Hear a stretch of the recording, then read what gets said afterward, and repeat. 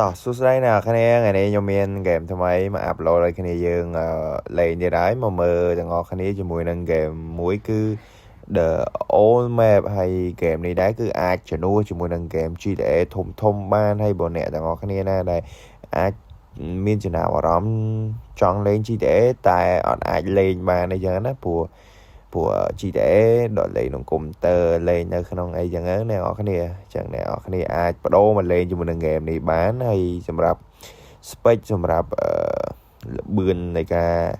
នៃរូបភាពរបស់វាគឺថាយើងអាចទូយកបានមក smooth ល្អអាចលេងជាមួយនឹងគ្នាបានអាចលេងជាមួយនឹង AI ហើយបើពុកម៉ាក់សម្រាប់អ្នកដែលចង់លេងជាមួយនឹងពុកម៉ាក់បងប្អូនអីពេលជួបជុំគ្នាសប្បាយលេងពីចម្ងាយក៏បានដែរអ្នកនរគ្នាគ្រាន់តែធ្វើការ add friend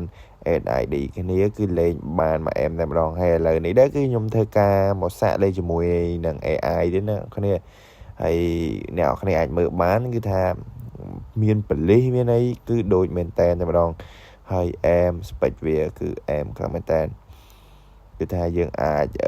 យកទៅប្រៀបធៀបមិនអាចប្រៀបធៀបទេគឺថាយើងអាចយកមកលេងសប្បាយ relax ជាមួយ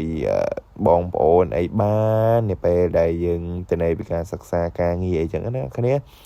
តោះកុំឲ្យស្ដាប់ការ voice over ខ្ញុំវាពិបាកស្ដាប់ពេកទៅមើលនឹងការលេងហ្គេមនេះទាំងអស់គ្នាដល់បងប្អូន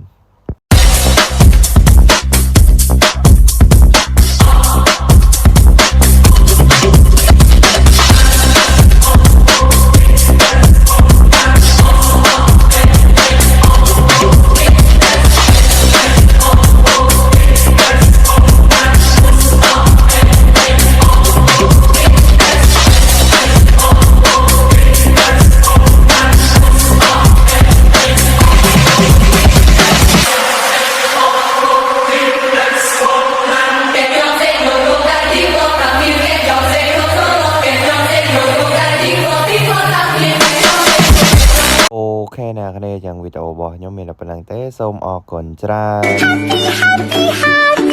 ន